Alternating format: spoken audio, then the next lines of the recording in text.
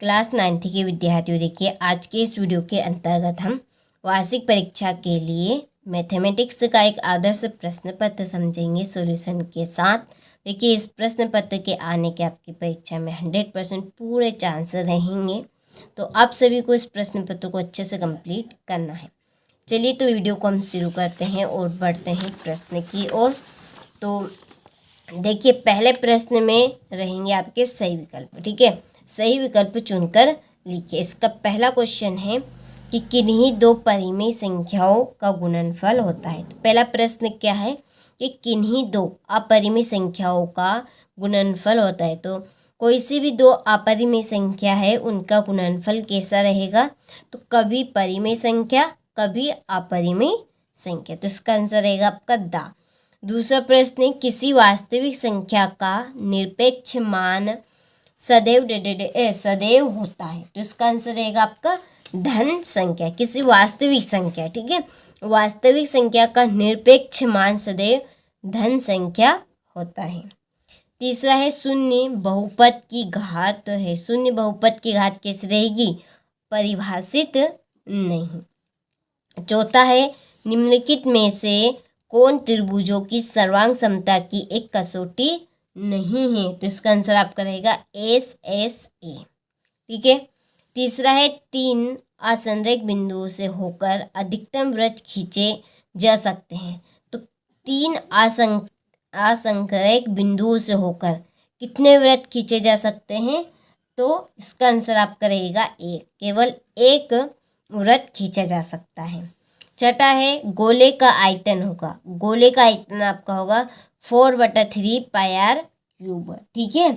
यदि अर्धगोले का आयतन पूछा जाए तो देखिए आपका अर्धगोले का आयतन भी यही रहेगा, लेकिन इसका आधा रहेगा। यहाँ पर 4 की जगह क्या आ जाएगा, 2 आ जाएगा, यानी कि इसका आधा 2/3 πr क्यूब, ये अर्धगोले का आयतन रहेगा, ठीक है। ये पूरे गोले का आयतन है आपका 4/3 πr क्यूब, ठीक है। चलिए तो इसके बाद में है इंग्लिश मीडियम वालों के लिए भी। चलिए यहाँ पे मैं टिक मार्क आपके कर देती हूँ। आपको अच्छे से इनको कंप्लीट करना है क्योंकि पूरे प्रश्न आने के आपके चांस है, तो आपको अच्छे से तैयारी में जुट जाना है। ये आपका सी का आंसर है। इसमें आपका 1 आएगा और इसमें आपका 4/3 πr क्यूब, ठीक है। चलिए तो अब बढ़ते हैं हम रिक्त स्थान की ओर। पहला है 9 घात 1/2 का मान डेढ़ से। तो इसका आंसर रहेगा आपका 3, ठीक है। दूसरा है y अक्ष के समांतर रेखा के प्रत्येक बिंदु की डेढ़ समान होती है। क्या समान होती है, भुज समान होती है। इसमें आपका आएगा भुज। और तीसरा है सरल रेखा का वह भाग जिसके दो अंतर बिंदु हो डेढ़ कहलाता है। क्या कहलाता है, रेखाखंड। इसमें आपका आएगा रेखाखंड,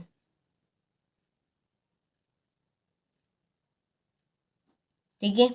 चलिए चौथा है आयत के विकर्ण बराबर होते हैं तथा एक दूसरे को डेढ़ करते हैं। क्या कहते हैं, समद्विभाजित, समद्विभाजित, ठीक है।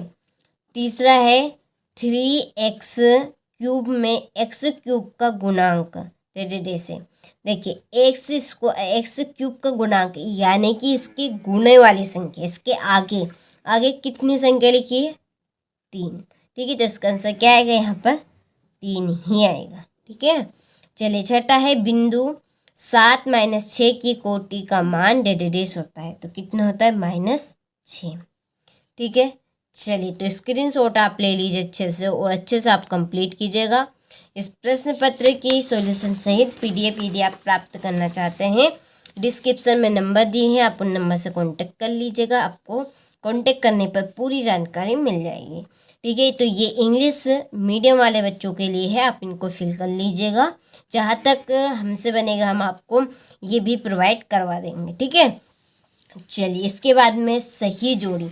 सही जोड़ी आपकी पहली जोड़ी है a⁴m भागित a⁴n। तो इसका आंसर रहेगा आपका a⁴m - n।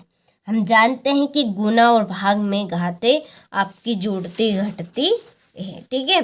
दूसरा है एक ठोस की विमाओं की संख्या कितनी होती है? 3। ठीक है, इसका आंसर आपका 3 रहेगा। 90 डिग्री से कम माप वाला कोण, 90 डिग्री से कम माप वाला कोण आपका कौन सा कोण होता है? न्यून कोण। और प्रत्येक वर्ग अंतराल की निम्नतम सीमा, निम्न वर्ग सीमा होती है। इसके बाद में मूल बिंदु के निर्देशांक 0 और 0। छठा, रेखाएं प्रतिच्छेदी हो तो आदित्य हल होगा। कैसा? आदित्य हल। ठीक है, चलिए तो यहाँ से आप जोड़ी का स्क्रीनशॉट ले लीजिए। यहाँ पे मैंने जोड़ी के नंबर डाल दिए, तो आपको अच्छे से कंप्लीट अब कर लेना है। इसके बाद में इंग्लिश मीडियम वालों के लिए, चलिए यहाँ पर मैं आपकी जोड़ी के नंबर डाल देती हूँ। आपको अच्छे से यहाँ पे कंप्लीट करना है। देखिए, इस प्रश्न पत्र के आने के आपके 100% पूरे चांस हैं, तो आपको जी जान लगा कर इसको अच्छे से कंप्लीट करना है। ठीक है, चलिए तो इसके बाद में एक वाक्य में उत्तर पहला है कि ऐसा बहुपद क्या कहलाता है कि जिसके सभी गुणांक शून्य हो? तो वो कहलाता है आपका शून्य बहुपद। क्या कहलाएगा? शून्य बहुपद।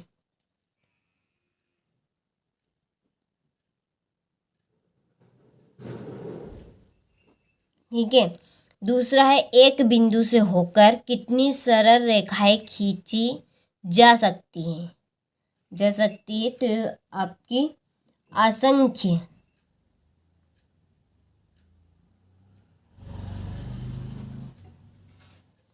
ठीक है, असंख्य रेखाएं खींची जा सकती है। तीसरा है किन्हीं चरों का औसत मान क्या कहलाता है?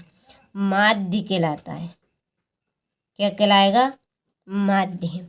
और बिंदु 3-2 किस चतुर्थांश में स्थित है? तो ये आपके चतुर्थ चतुर्थांश में स्थित है। पांचवा है यदि x = 2 y = 1 समीकरण 2x + 3y = k का एक हल है, तब k का मान क्या होगा?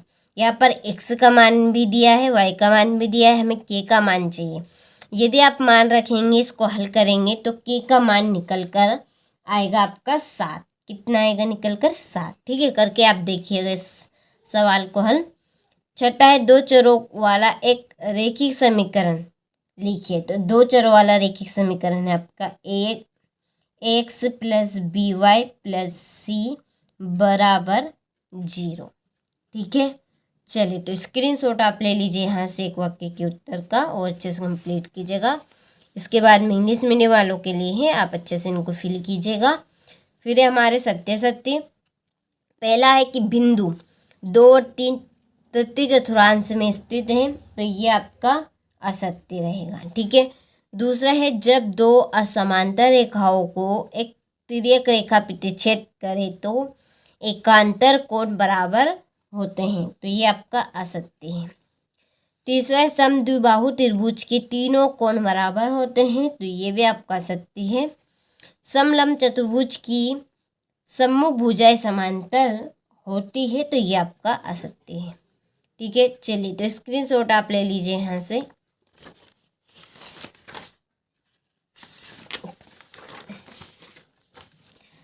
अगला प्रश्न है वृत्त की समान जीवाएं केंद्र पर समान कोण आंतरित करती है, तो ये आपका सत्य है। और छठा है एक त्रिभुज का क्षेत्रफल आधार इंटू शीर्ष लंब होता है, ये आपका असत्य है।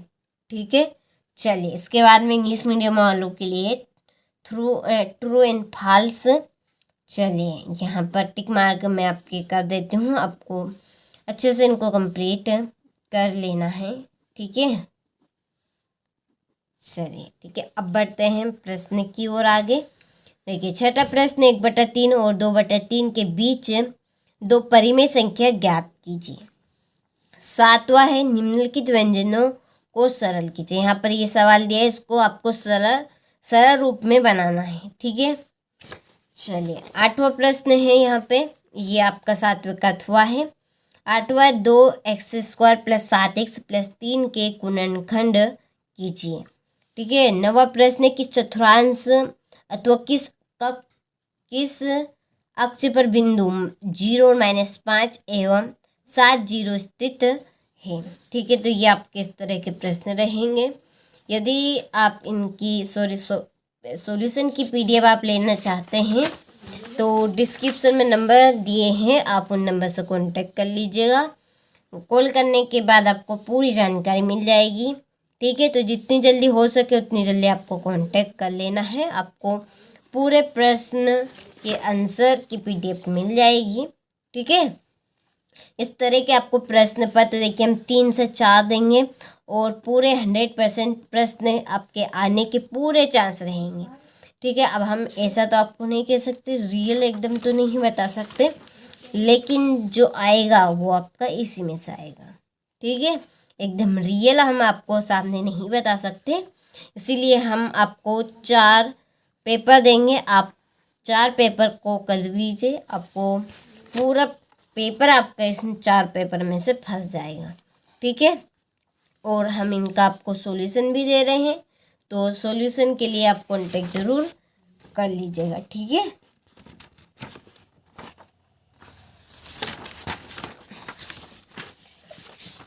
चलिए ये आपका है 21वां प्रश्न, ये 22वां प्रश्न, ये 28 का, और इसके बाद में ये आपका 23वां प्रश्न कि एक त्रिभुज का क्षेत्रफल ज्ञात कीजिए जिसकी 2 भुजाएं 8 सेंटीमीटर और 11 सेंटीमीटर है तथा परिमाप 32 सेंटीमीटर है। ठीक है, चलिए तो यहाँ से आपने अच्छे से स्क्रीनशॉट ले लिया होगा। तो देखिए ये हमने आपका एक आदर्श प्रश्न पत्र कंप्लीट किया है जो कि आपका सेट A के रूप में है। इसके बाद हम इसका सेट B देखेंगे। इस तरह के आपको 4 आदर्श प्रश्न पत्र देने वाले हैं जो कि आपकी परीक्षा में आएंगे। ठीक है, चलिए तो मिलते हैं आपसे अगले वीडियो में।